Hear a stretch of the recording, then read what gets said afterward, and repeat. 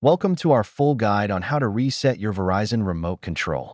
In this video, we'll go over the features of your remote and why knowing how to reset it is essential. Many users encounter issues like unresponsive buttons, pairing problems, or connectivity issues.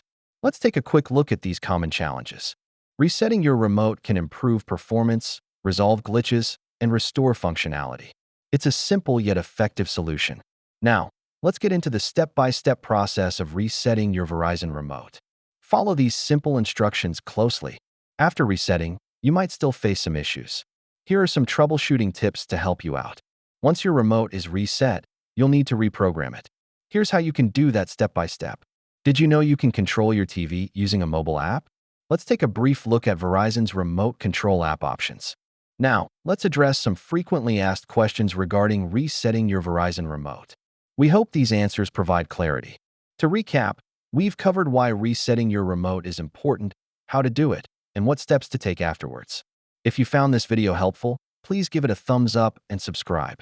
For more help, don't forget to check out the additional resources linked in the video description below.